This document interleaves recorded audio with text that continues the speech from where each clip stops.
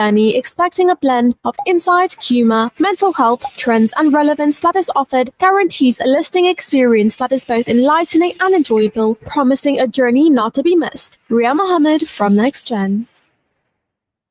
WhatsApp us now on 060 904 1056.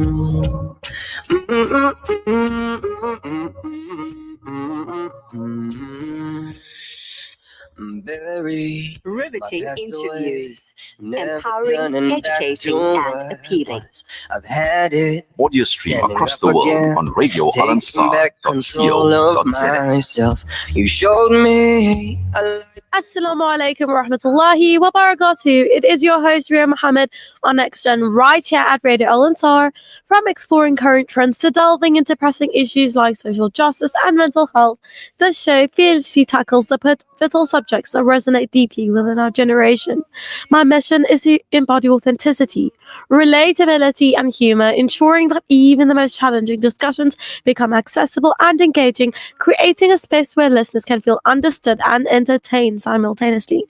Now, firstly, I'd like to apologize for my voice. It's a bit off because I have a cold. But anyway, today we are going to be discussing health and fitness as a continuation of last week's program with fitness coach Abdul Qadir Sabrati. Assalamu alaikum wa rahmatullahi wa barakatuh. Wa alaikum salam wa rahmatullahi wa barakatuh. Thank you for having me on again. I'm so glad you could come on. How are you doing? I'm well. How are you doing, Ria? Okay. You're sounding fine, just by the way. I sound perfect. Yes, you do. Think? I think the radio is doing its thing right now. Now, I mean, you're a boxer and a boxing coach. Yes. How does boxing teach discipline, focus, and self-control? Can you tell me a bit about that? So, boxing, look, I got into boxing a good couple of years ago. Yeah. And I just kind of stumbled into it. By the way, I was training at a gym in Brickfield Road, and there was a punching bag. And I had no kind of prior boxing experience. And, I just started punching the bag. And then some people who used to train over there came up to me and, they offered to help me and train me and coach me. And, I kind of fell in love with the lifestyle. And what I noticed is it instills a level of discipline because with regards to boxing, right, it's a very intense sport. You've got to pitch up for training every single day. Yeah. The training is very structured. You're in there for 30 minutes, 45 minutes, an hour, and you got to do all of this kind of training, and you got to do it structured, and you got to do it every day, right? So it builds that discipline, right? In terms of like your focus, right? For example, like when you're sparring, right? You have to be in the moment, right? And when you're training, if you lose focus for even a split second, you're going to get hurt. So you kind of train your body to be in the moment, to be focused. And, these characteristics, it translates into your daily life, your discipline. And when it comes to your work, when it comes to business, when it comes to your studies, when it comes to your interactions with people, just your general demeanor becomes a lot more calmer, a lot more humble, and a lot more disciplined.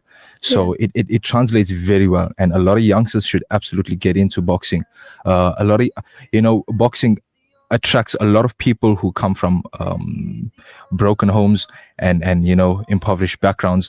It gives them an outlet, right? Because these kids and these youngsters have a lot of pent up aggression, and without the right direction, it really spills over, And boxing just kind of gives it a pathway to direct that energy, and it grounds them, and it directs that energy in a positive way. So it's really good for youngsters, to get into combat sport. Absolutely. Oh, lovely. Now, do you believe combat sports can be a healthy outlet for aggression, and why? Yes. So to that point, right, a lot of youngsters, right, whether you're coming from a broken home, whether you're coming from a impoverished background, whether you have anger issues, whether you have insecurities, whatever the case may be, these things unfortunately build up a lot of aggression, and it's a lot of energy that builds up in the body, and a lot of people don't know what to do with it. And sometimes when you have these kinds of, and obviously it creates insecurities, and when you have all of this kind of energy, it spills over into the wrong things, into your relationships. You can be abusive when it comes to your interactions with people in society. You can be on edge, or you can be bad tempered, whatever the case may be. Boxing really redirects that energy in a positive way. I worked with a lot of youngsters who were actually bullies, right? And you notice with bullies generally come from households and families that are quite broken. They were, haven't been given attention, or whatever the case may be, right? And they have this kind of insecurity to prove themselves. And when they get into boxing, and it's an insecurity to prove themselves, so they take it out on others. And when they get into boxing, it gives them a level of confidence, and that need to prove themselves, that kind of dissipates, so they become calmer. These are some of the happiest people you meet, are people who are in combat sport. It just makes you a happier person all around, and again, it translates into your interactions in society. Absolutely. Oh, great stuff.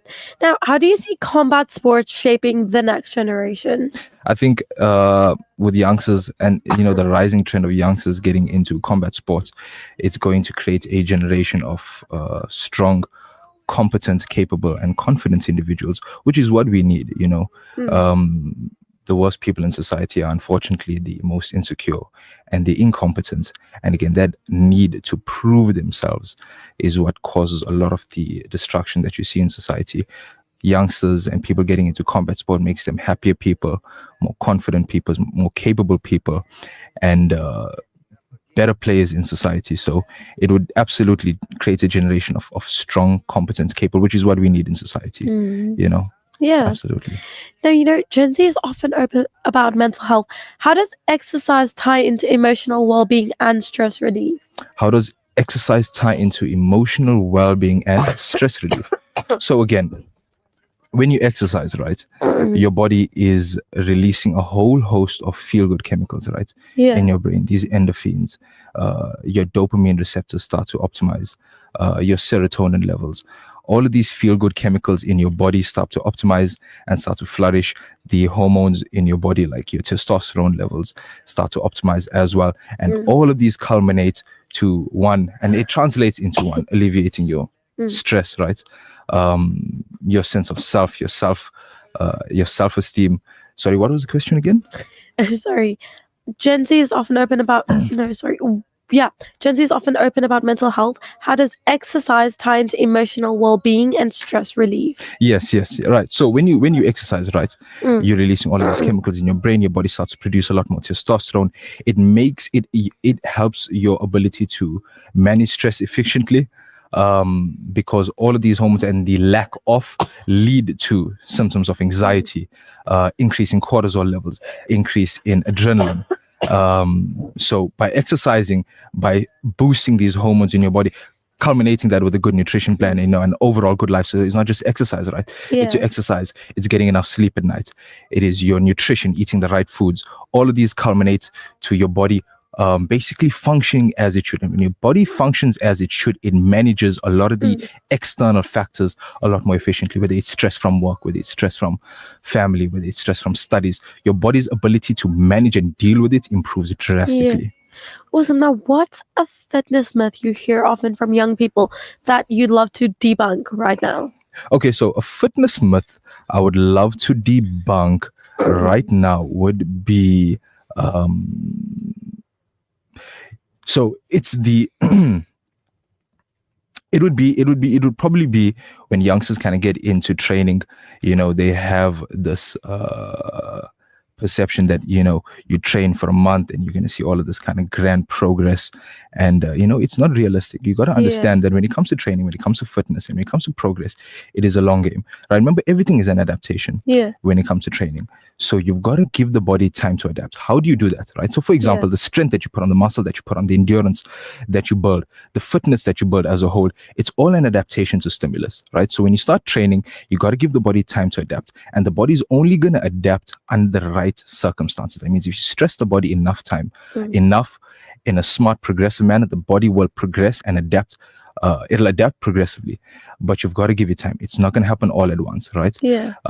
So you start training, you're going to see small increments, and don't focus on the end, right? When you first start training, okay, this is an end goal, I want to work towards that, but don't constantly have that in your mind. Work on a week-to-week basis, right? So the progress you make on a week-to-week basis, that should keep you going. If you're going to fixate on the end goal all the time, you're going to constantly be dissatisfied, right? So understand that fitness, whether you're trying to build muscle, whether you're trying to get stronger, whether you're trying to lose weight, whether you're trying to improve your endurance, whatever the case may be, it is a long game.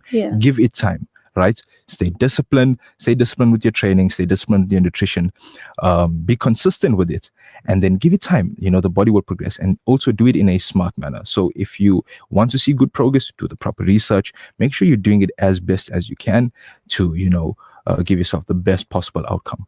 But give it time. It is a long game. Indeed. Thank you so much. Now, many students feel they don't have time to work out.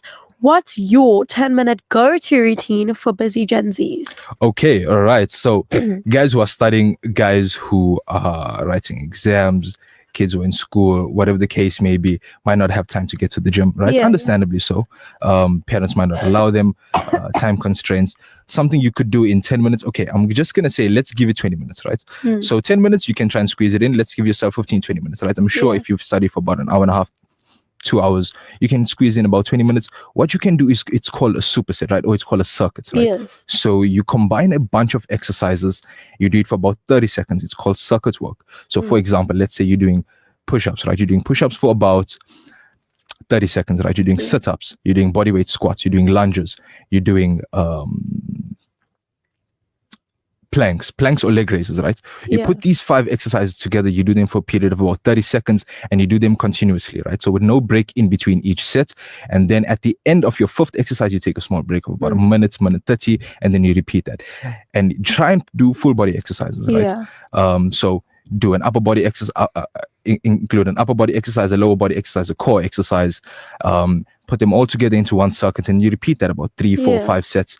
That's a good way to get a good stimulus, high intensity. You're going to burn calories, you're going to stimulate your muscles, and also that type of training is very time efficient. So guys who don't have a lot of time, you can put together about 20 minutes aside for your training, bang that in, get a nice sweat going, stimulate the body nicely, and then you can get back to your training, to your work. So I have another question. Like, let's say someone wants a workout split, right? Yes. Let's say they want to train maybe 5 days a week. Right. How could you put that into part and order? Okay, so a good split for somebody who's trying to get into training. Let's say your goal is to I like to call this a body recomposition program, right? So body recomposition is where your body is simultaneously putting on muscle while it's losing fat, right? Yeah. So a good split for that day, we call this the push-pull split. Okay. So you do all your pushing exercises on one day. On your Monday, on your Tuesday, you do all your pulling exercises. On Wednesday, you do legs, and then you repeat, right? So what that's going to do, it's going to target each muscle group twice a week, right? So for example, on Monday, you're going to do back and biceps, right? Because these are your pulling exercises. Yes. So all kinds of back exercises. So all you start off with your compound movements. So start off with either a deadlift or barbell bent over row or a landmine row, whatever the case may be. And then you move on to your isolation exercises, your lat pull down, your cable rows, and then biceps, you're doing your bicep curls, your hammer curls. Those are all your pulling exercises and all your back and bicep exercises. Now on Tuesday, you're going to do your pushing exercises, right? So that's going to train the posterior, the front of your body, the anterior of your body. Yeah. So your chest and your triceps. So for example, your bench press, you start off with a nice compound movement, you do a nice dumbbell bench press, and then you do an incline. You're targeting all 3 parts of the muscle. So you do an incline, and then you move on to triceps, a nice tricep push down, 2-3 variations of that day. That's your Tuesday's work. And then on Wednesday, you do legs, right? You give your upper body a nice break, focus on legs, you push it out nicely, and then on Thursday, Friday, you repeat the exact same. A good way to break that, put that together is on Monday, Tuesday, you do focus more on your compound and your heavier movements, right? You're focusing on your strength, your stability, and then on your Thursday, Friday, when you're doing the exact same split, the push-pull, you're focusing more on your lighter, more controlled isolation movements to kind of target these smaller muscle groups, within the muscle. And, that's a good 5-day beginner. And it's not even a beginner. A lot of advanced people in the industry follow that split, and it's very efficient. It targets each muscle group twice a week, and it's convenient because it gives you 2 days off, and then on Monday you start the program again. Awesome. Now, many young people say, I'll start next week. How do you break through procrastination? Oh, man. Look, I don't, and I'll be very honest with you. How do you break through procrastination? I used to be a procrastinator. I still am sometimes. Same. Some stuff, right? I'm not going to say we're all free of that. But when it comes to procrastination, there really is no solution to it except hold yourself accountable.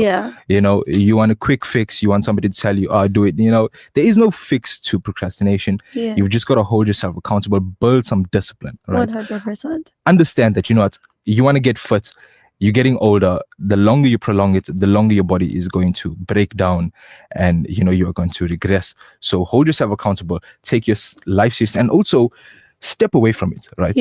think of why you're doing this and who you're doing this for, right? This is not just for you. Yes, you're doing it for your own mental health, for your own physical health, for your own well-being, but this is for your family, right? So you can be a player, a competent player in your family, a competent player in society, a competent player in your religion, a good, strong, competent Muslim. Take a step back and put the other things into perspective, and then hold yourself accountable to it. If you're going to procrastinate, it's only going to be you who's going to be suffering the effects of it. So build some discipline, build some grit and get to it. 100%. Now, what's one small daily ritual that can completely change someone's health if they stay consistent? A daily habit that somebody could do that'll sorry, what was the question again? What's one small daily ritual that can completely change someone's health if they stay consistent? This might seem small, but I promise you it'll make the world of difference. Yeah. Especially if you're somebody who exercises and trains. It would be sleeping, getting a good night's sleep. Okay. Right? A lot of people try and get everything else together in order. For example, they work, they exercise, their nutrition, supplementation, whatever the case may be. They try and get that all in order, but they're sleeping 3 to 4 hours a night. Yeah. That is doing your body no good at all. If you can just squeeze in another 2 or 3 hours, a minimum of about 6 hours a night, 6 or 7 hours a night, you will see the world of difference. Your energy levels the next day, your hormone levels, your testosterone, your estrogen levels, your body's ability to manage stress improves, right? Your recovery. So if you're somebody who's training and you notice you're going into your next session and your body's constantly sore, it could be that your sleep is is not optimal. So fix your sleeping, again, and all of that, they come and it boils down to your discipline, right? Hold yourself accountable. If it's nearing 8, 9 o'clock, okay, by 10 o'clock I need to be asleep. By 9:30, put the phone off, right? Yeah. Don't try and make excuses. Just put it off, switch it off, and get into bed by 9:30. By 10 o'clock you'll be asleep. Hold yourself accountable. But here's the thing, right? Initially it's going to be hard because we kind of built this routine where after work we get into bed and we're on our phones for another 2 or 3 hours, end up sleeping 11, 12 o'clock, right? Just force yourself to sleep early on that first night, or at least the first 2 nights, and then see how your body feels the next day. Your energy levels, your mental clarity, your cognitive function, your testosterone levels, your drive, your energy, your vigor will improve drastically. And that feeling overrides everything else. So knowing, okay, right, 10 o'clock, I want to put on a movie, whatever the case may be, but I'm going to feel like crap the next day. Yeah. If you do this consistently, you'll realize how great you feel. It'll override all of the other feelings, and it'll just come to you. It'll come to you innately after a while. That wanting to sleep early because you've fallen in love with how you feel after a good night's sleep and feeling optimal. Great, so 100%. Now, in this era, energy drinks, fast food, and late night study snacks are a reality for Gen Z. What healthier swaps would you recommend without being unrealistic? So when it comes without being unrealistic, right? Look, energy drinks unfortunately form a part of most people's daily lives, right? They work busy jobs where it requires a lot of energy, it requires a lot of focus. And the quick fix is an energy drink, right? But you've also got to understand when you're having these energy drinks, right? It's not the caffeine that's killing you per se, right? Unless you have high blood pressure. It's not necessarily the caffeine that's killing you. It is the sugar in them and the other processed additives that they are adding to it.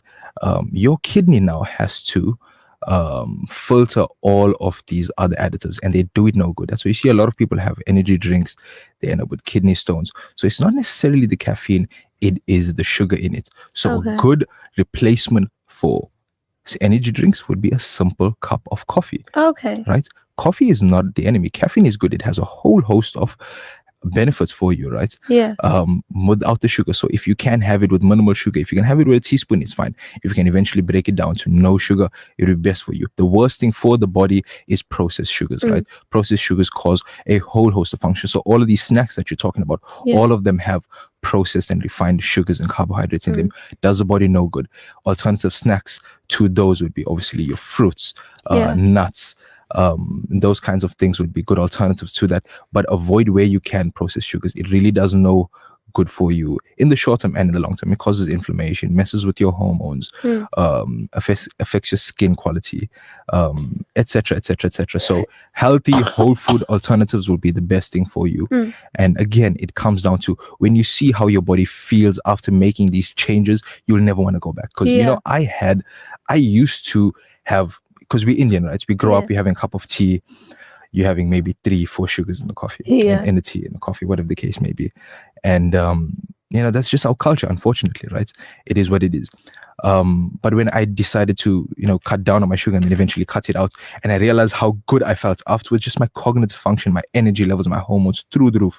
I never wanted to go back. No matter how much I enjoyed sugar, I never wanted to go back to how I felt. Those energy crashes that you have as a as a result of afterwards. So switch off your energy drinks with with coffee, your sweets, chocolates, and your snacks. Replace them with fruits, with nuts, and you know, these are good, healthy, snackable, low-calorie, healthy options for you. But yeah. Awesome. Okay, now be honest. Is eating healthy actually more expensive, or is it just about being smart choices? Is eating healthy more expensive than eating out? Look, eating out will always be more expensive, right? Okay, it depends on multiple factors, where you're eating from, what kind of foods are you eating, right? But if you're buying food in whole, right? If you're buying beef mince, if you're buying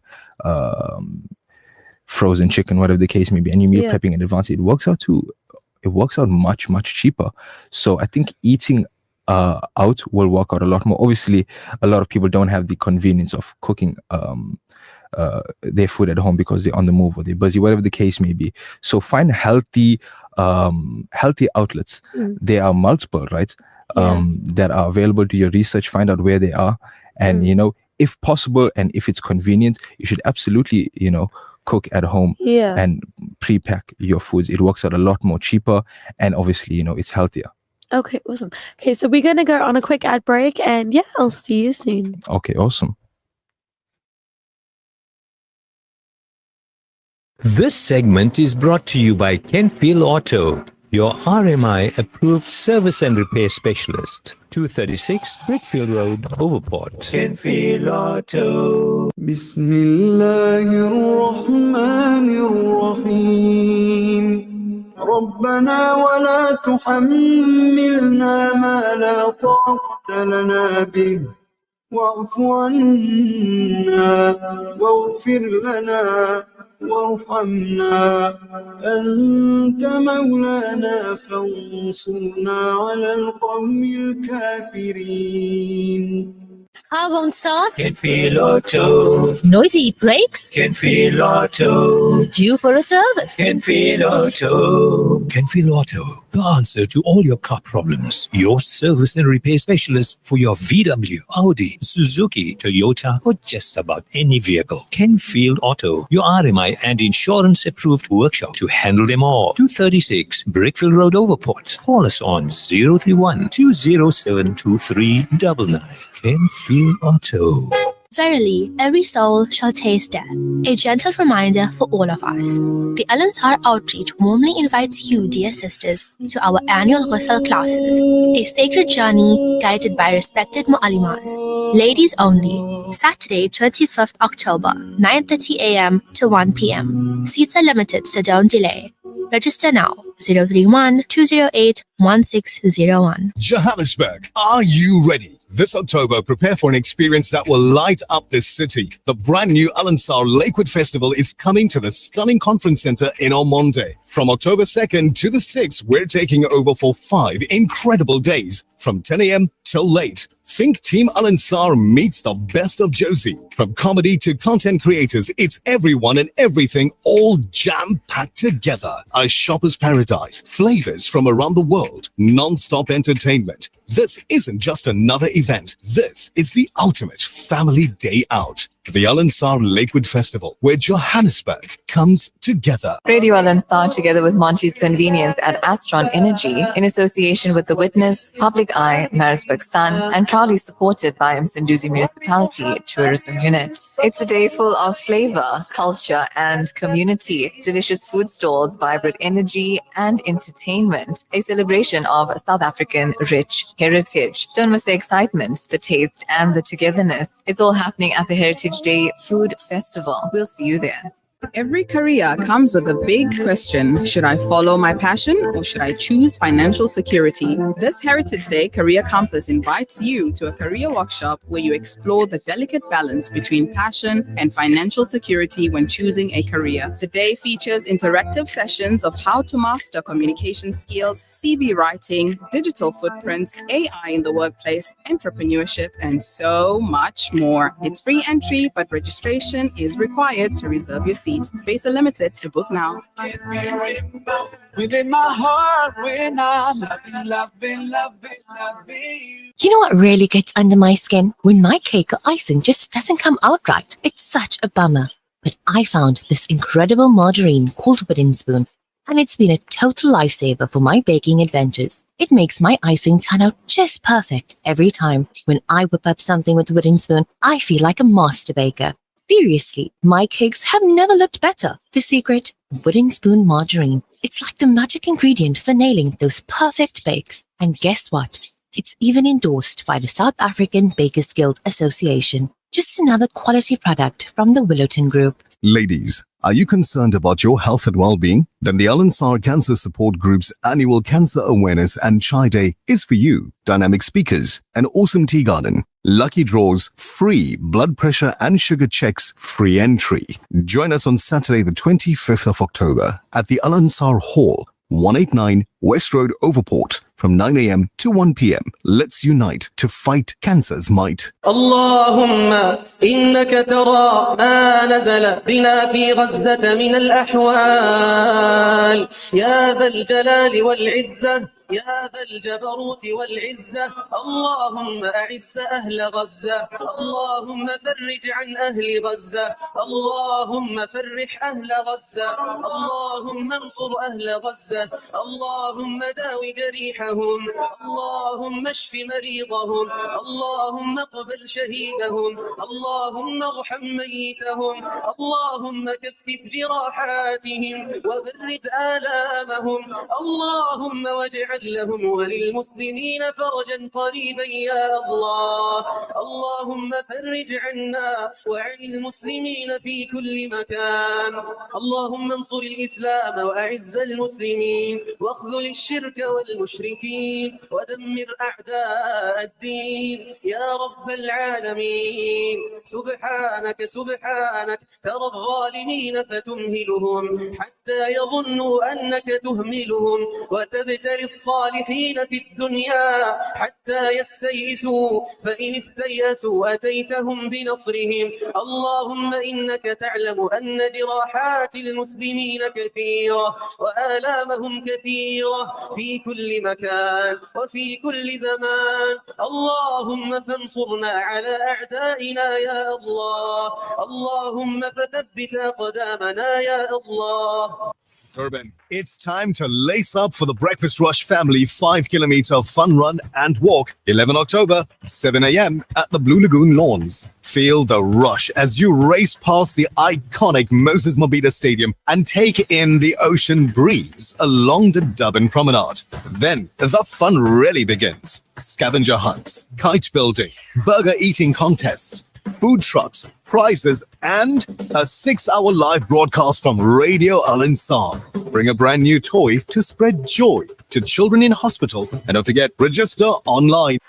It's Ria Mahomed here, hosting the Next Gen show on Radio Al-Ansar, with each new episode premiering every Thursday from 2 to 3 p.m. My audience is invited to partake in this enriching journey, expecting a blend of insight, humor, mental health, trends, and relevance that is offered, guarantees a listening experience that is both enlightening and enjoyable, promising a journey not to be missed. Ria Mahomed from Next Gen. Okay, beautiful souls, it is me, Ria Mahomed, back live on Next Gen with Abdul Qadir Sabrati once again. Thank you. You know, back. I was just listening to my promo right now, and I'm like, I wish my voice sounded like that again. Really? Because now it's going. Goodbye, Your voice Ria's sounds fine, I promise you. My man over here in the back is doing his thing clearly. What do you think when he saw? Like, I'm actually struggling to speak. Like, I'm pushing my voice out. I'm forcing it. Really? I'm like, oh, this is tough. But that means you're a professional because it's really showing, you know. Thank you, Jazakallah. I will take that. Now go see, it's cracking a bit. Now, going back to the topic, like, I was just thinking, what's a snack you'd recommend that Gen Z can eat while studying or gaming instead of chips or energy drinks? So again, like to that last point, right? Good alternatives would be obviously fruits, nuts, something for energy, a good clean cup of coffee, right? You can have that with some full cream milk. Again, full cream, not the enemy, right? Your body needs fats. So have that with some full cream milk, or have it black, right? No sugar. Good clean energy, it's going to sustain you. You're not going to crash as a result of the sugar and the sugar that you're going to get from the energy drink. So even with the energy drinks, loaded with caffeine, not the worst thing, but loaded with sugar, so you're going to crash. You're going to have this crazy blood sugar spike. You're going to have this crazy spike in insulin, and then your blood sugar is going to crash. So then you're going to have to constantly recharge and feed that craving that you're getting. Coffee, good clean coffee with no sugar is going to keep you level. So replace the energy drinks with a nice good clean cup of coffee, right? A snack that you can have, fruits like pineapple, watermelon, water-based fruits are really good for energy levels and hydration. It'll keep you alert. It'll improve your cognitive function. So these are good alternatives to the regular snacking, which really does your body no good, and it's going to crash you and your energy levels and your cognitive function again, which is needed for when you're studying and when you're working. Like, I was just thinking, so I have a twin brother, right? Really? And we're completely different. Like, we have nothing in common. We can even pass off as cousins. Right. We're completely different. So I was just thinking, like, he and I, we both go to the gym, we weight train. But the problem between us, the difference between us in that sense, is that he's very healthy and I'm very unhealthy. Right. Like, he'll be drinking beetroot juice and he won't consume anything sugary or sweet. Right. And then you get me the complete opposite. Right. And I can't. Right. So I'm like, I wish I could do that. I tried, I cannot. But that takes discipline too. It does take discipline, but also it doesn't happen overnight. That means if you've been living this lifestyle, like how old are you, whatever your age is, right? You've been living this lifestyle for as long as old as you are, right? Don't expect you to now, from having all of this sugar and this kind of diet, and we're just being realistic now, to tomorrow not eating it at all. It is progressive. So that means, for example, if you're having a cup of tea and you're having, I'm speaking to the viewers as well, right? Because a lot of the viewers are Indian and you understand the culture. If you're having a cup of tea and you're having maybe 3 or 4 sugars a day, and you're having maybe 4 cups of tea a day, right? Cut it down progressively, right? So from 3 or 4 sugars, bring it down to 3, right? Run that for about a week, maybe even 2 weeks.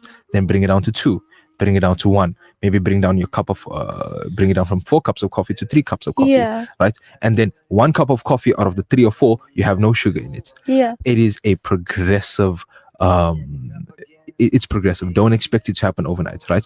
If you're eating oily foods 4 or 5 times a day, take out processed foods, don't try and cut it all at once. Again, you're gonna it's called crash dieting. You're gonna rebound, right? Cut it down. If you're having 3 of these meals a day, bring it down to 2. Run that for about 2 weeks, get used to it, bring it down to 1. Run that for about another 2-3 weeks, and then eventually you make the switch altogether. It happens over time. Don't expect it to happen overnight, but you've got to start. Right? Because you got to understand that kind of dieting is not good for you. When you're younger, you get away with it. Your body's a lot faster, your metabolism is a lot faster, a lot more healthier.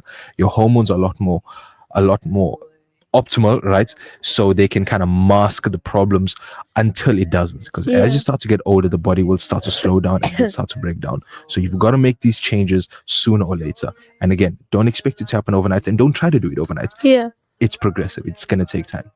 Baby steps. Now, if cheat meals are allowed, what's yours? Ooh, mine. So I am old school, right? I'm Indian. My go-to cheat meal is a lekker hot mutton biryani. Mutton biryani? From my diners. I hear them on Al-Ansar all the time. A nice hot mutton biryani, that is my go-to.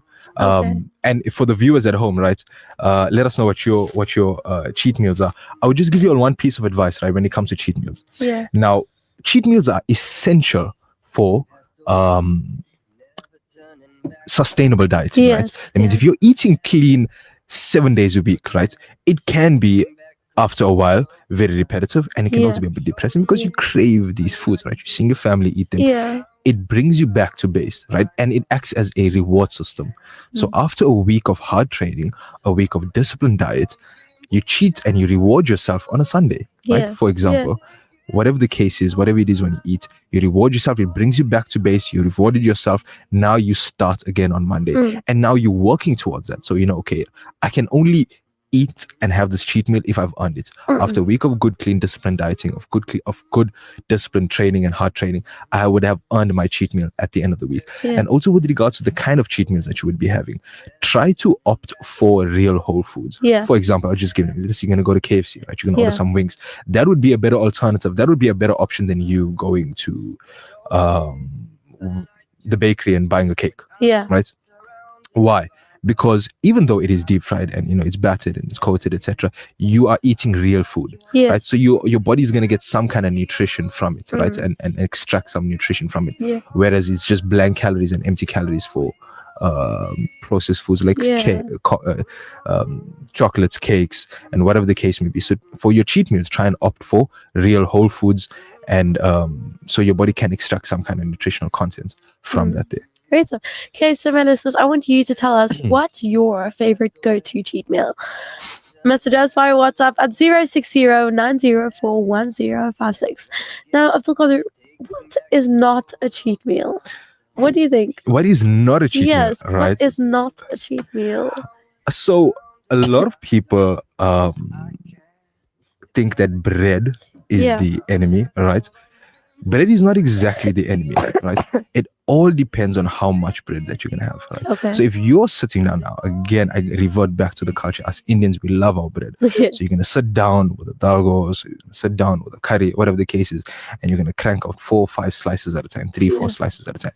That is where it becomes, because bread by nature is very high GI. It has a very high glycemic index. But if you're only having one bread, right, or having it as a toast, or you're having a low GI, whole grain bread, that is fine. If you can have 1 or 2 once a day or once every 2 days, not the enemy, right? Yeah. It all comes down to, so even if you're having the healthy food, so for example, brown rice is objectively a healthy option or healthy carbohydrate, right? Very low GI, whole grain, etc., etc., etc. But if you're having 2-3 platefuls of brown rice, what's going to happen? Irrespective of how low GI it is, it's still going to spike your blood sugar. So it comes down to a numbers game, right? Even if you're having bread, but you're having 1 slice of it once a day or once every 2 days, fine. If you're having good, clean, healthy brown rice, but you're having like 2-3 platefuls or 2 platefuls of rice, right, that is going to spike your blood sugar. So moderate portion sizes, it's a numbers game. It's calories in, calories out at the end of the day. So so when it comes to like bread is not the enemy, right? Even the good foods can be bad if you are having it out of proportion, right? Because ultimately it's going to be calories that are going to be adding up. It's going to be carbohydrates that are going to be adding up. Even though it might be good, clean carbohydrates, even though it might be low GI, if you're having too much of it, it is ultimately still going to spike your blood sugar just because of the abundance of it that you're having. I see. Now, do you think fitness apps and AI trainers will replace personal trainers for Gen Z? Ooh. So as a personal trainer myself, I think fitness apps can be absolutely useful. Now, when it comes to the, actual coaching and training of it, I don't think it will, for the simple reason, right? Good quality coaching is hard to come by. And also a lot of people don't get into personal training for the knowledge of it, right? And, because knowledge is very available these days, right? When it comes to training, when it comes to nutrition, a click of the button, right? You go on your smartphone, it'll take you 5 minutes to get all the information you need on a training routine, the perfect training routine for you, the perfect diet plan for you. You could literally get that, at your fingertips within minutes. So it's not so much about the knowledge that they are bringing. Yes, that is part of it, but it is more the motivation and the accountability of it. So a lot of people come to trainers because they can't hold themselves accountable, and that's the reality. And it's a fair reason, right? So they need somebody to push them. Now that no app and no AI can replace, right? So as the trainer, you're not just bringing the skill. You're not just bringing the knowledge. You're bringing the motivation. You're bringing the drive. You're holding them accountable. So in that regard, you can't really replace that with an app or an AI. Yeah. Now, fitness is often seen as physical, but how much of it really is mental for Gen Z? So a lot of it is mental for Gen Z for the simple reason, right? It requires a lot of discipline. Discipline is a mental play. And but that physical will translate into the mental. So you start off, right? You're not gonna have the motivation. You don't want to be disciplined because it's painful. Right? You're gonna be training, your body's gonna be sore. But when you start to see the progress, right? You kind of something clicks in your head when you train. and that momentum will take care of itself. And in that, you build your discipline. In that'll be your motivation.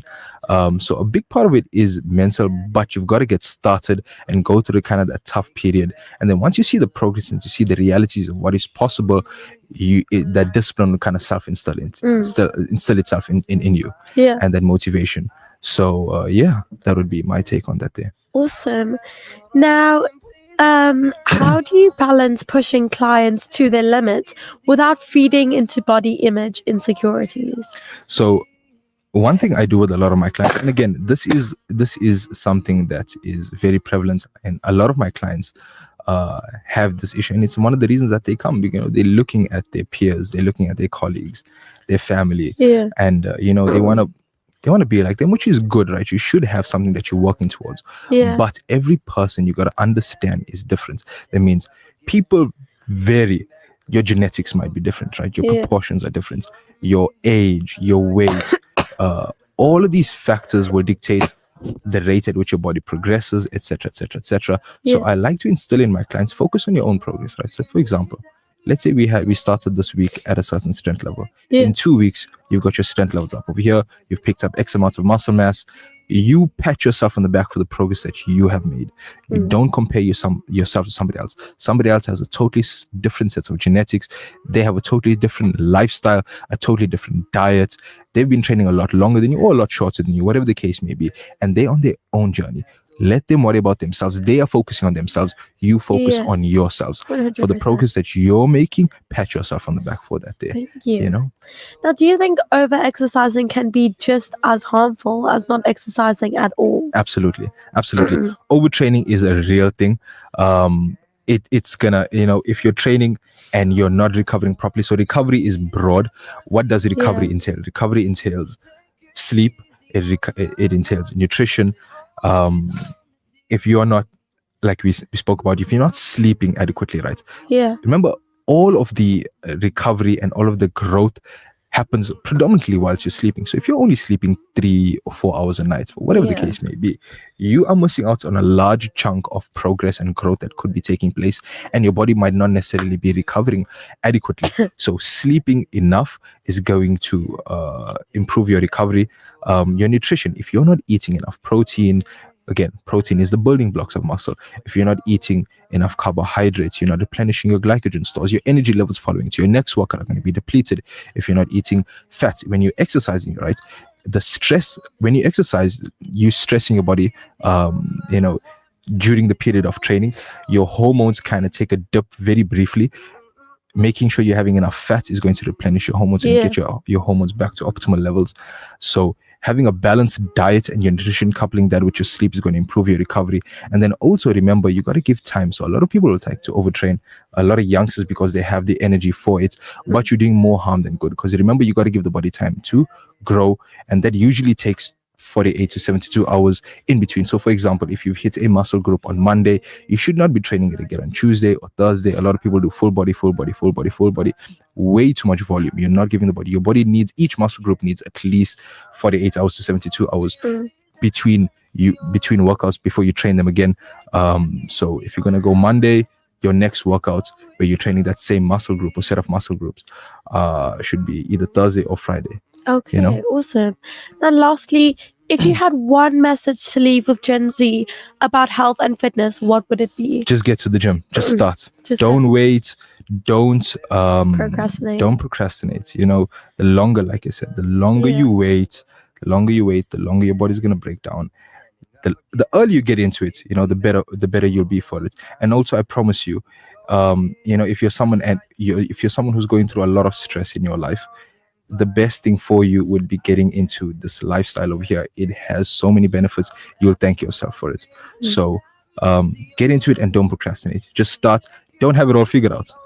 Don't have it all figured out. Don't think, I need to get the perfect diet plan first. I got to get the perfect training routine. Just get to the gym. It is a community. People are going to help you. There's online support, there's in-person support. People will welcome you into the community. Just get to the gym and get started. Figure it out as you go along. So get to the gym. Don't wait. Awesome. Jazakallah. This was actually really awesome. I'm glad you could come on once again. It's a pleasure. Inshallah, we could do this again. Inshallah. Ameen. Okay. Assalamu alaikum. Wa alaikum salam wa rahmatullahi wa barakatuh. Okay, there you have it. Fitness coach Abdul Qadir Sabrati. Okay, I will see you next week, Thursday, the 25th of September from 2 to 3 p.m. inshallah. Assalamu alaikum wa rahmatullahi wa barakatuh.